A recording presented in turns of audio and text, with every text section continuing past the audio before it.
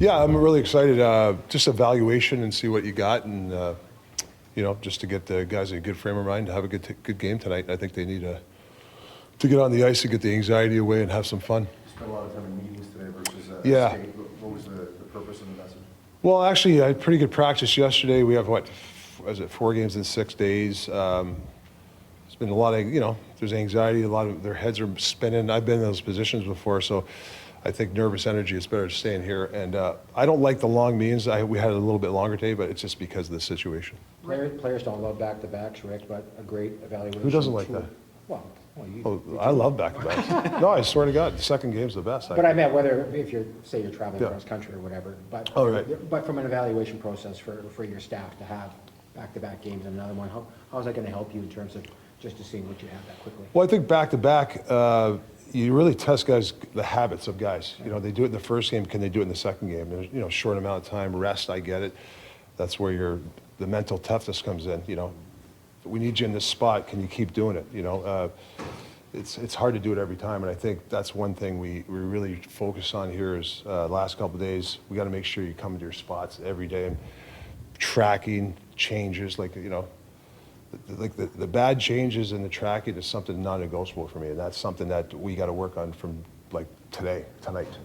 You touched on it yesterday about Gonchar and how he can help some of the guys in the back end, and talked to Quinn a little bit about this morning. Is there anything specifically that you're looking in Quinn's game that you guys would like to adjust? Well, there's just the thing with Sergei and Footy, they're detailed guys, and I think that he's going to really, I think Hughesy's going to love these guys. It's just little details like he's not a big guy. I don't want him to go crashing in there with some big forwards. It's the way you can defend with quickness, and I think that's where he's going to really benefit from Sergei and Adam. Rick, bear with me on this question. You've been in a lot of situations, be it as a player or as a coach. Looking from the outside in, it's a very unique position for you because obviously you want to get this hockey team winning. Yeah. But you're also taking over for a guy who's very popular. You're also looking at a knowledgeable hockey base that says, I don't know if I want to see this hockey team win this many games because ideally we'd like to finish top 5. Do you see it as a different challenge? I mean, obviously, anybody's coaching title, you look at their record, right? It's a result-oriented business. And there's circumstances each coach has, right? So obviously, you're dealt the hand you're dealt, but the hand that I'm dealt it's the process. It's the way we do things. It's the way we become pros. It's the way we play on the ice, the commitment, without the puck, with the puck. It's the way you practice, how you prepare for practice. Those are the things that I really evaluate, or excuse me, is something that's a major priority. And whether you win or lose, you got to start that foundation, and that's something I'm going to build. And then you go from there. I mean, I honestly, do I want to win every game? Absolutely. I mean, I don't care what anybody says. I want to win every game, but I will say the fact that there's a lot of work to be done with the foundation here. And that's what I'm really concentrating on. Well, you had a chance to talk to Bo yet, because he's not only your captain, Rick, but everything's swirling around him. He talked to us about he just wants to win. If you had a conversation, what was it like, and what have you come to appreciate about him in the short time? I don't know really Bo that well, but the first thing he came out of his mouth, he said to me, he goes, listen, wherever, regardless, I'm locked in. I'm your captain right now. And when he said that, you know he's a character guy. I've been in situations. Everybody's been in situations where you're going to trade deadline. I mean, back in the day, everybody's on pins and needles. You just got to block out the noise, and he's a guy that's had a really good year, and he's a big part of the team right now. So, I understand where his position, but I love the fact that he says that he's locked in for me. It's really kind of character for a situation. Given the circumstances that you're walking into, do you have a message for the fans? Well, I mean, I don't know what else to say other than the fact that I'm here working my ass off every day, and I think I've got a really good staff, like a great staff, and the process is going to be there. This is a great market. I love coming here. This is a fun place to visit, like I told you guys. So, all I know is it's the way I played. You give 100%. That's all I can tell the fans I'm going to do. Ethan Bear, will he play? I'm sorry? Ethan Bear, I know that he's missed the last couple of days. No, he's been off the ice for 3 days. He won't. But there's a good chance he'll be in Seattle, though. And you're starting goalie? What's Greeny used to do? You'll find out. You'll find out. How about you be you? Yeah, How about you be you? I'm not quite sure if I want to tell you guys. I got to feel you guys out first.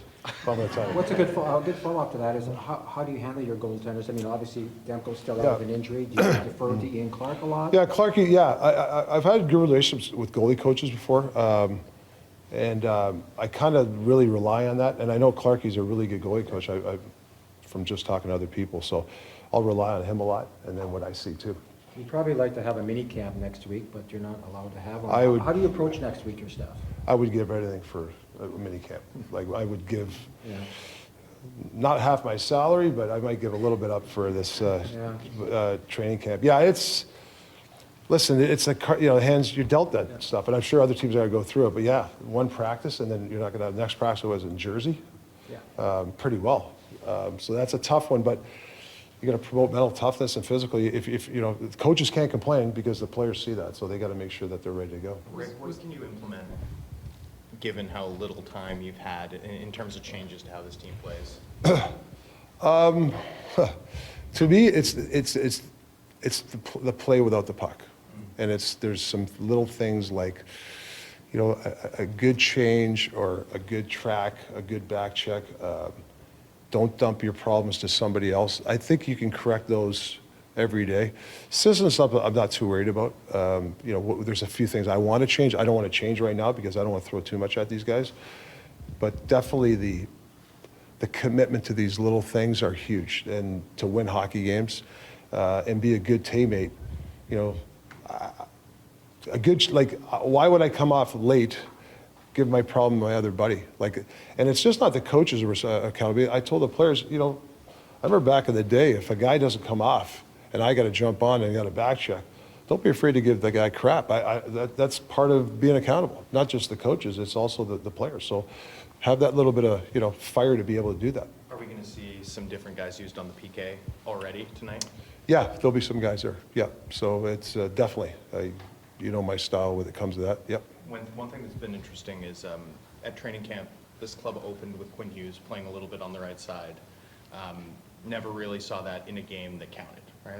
By the time the preseason rolled along, he was back on the left. Is that something we might see over the balance of the season? Do you need to use some of the remaining 36 to get a sense for where guys can fit in long term? Yeah, Hughes I'm gonna play him a couple of times on the right side. There's a couple of things I want to do with him.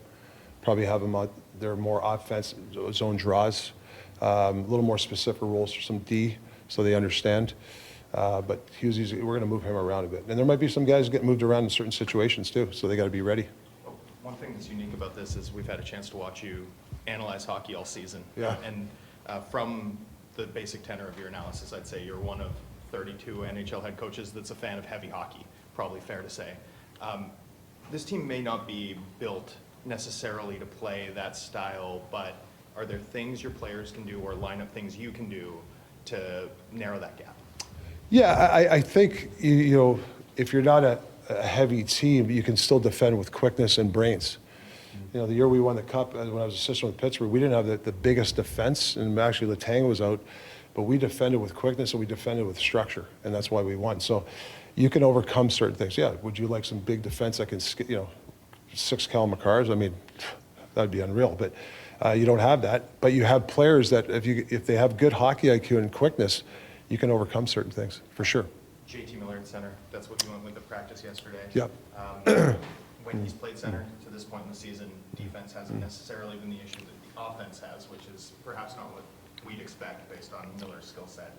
How do you view it, and will he get, how important is it for you to know if he can be your answer down the middle by game 82? Well, I think any coach, when you're behind a bench and, you got Pedersen, you got Miller, you got Horvat, and then you got Lazar. I mean, that's pretty 4 good centermen, excellent centermen. So I just feel that's right now, but that doesn't mean JT that won't play a wing on sometimes. I mean, listen, we got a tired group on the other side, and we got a face-off draw. I might put JT on the wing with one of the big guys. So you have to be ready for that, and good teams do that. So, but right now, when you look, and we got to get some wingers that can play. Don't get me wrong. We got to see some of these depth guys if they can play. I don't know if they can play. I really don't. But they got to show me that they want to stay in the NHL. What are they willing to do in their role? So that's something we're going to evaluate here the next whatever games we have been coming up here, and we got some guys in the Myers that may be they might be coming up too. So it's an evaluation purpose, time for me right now.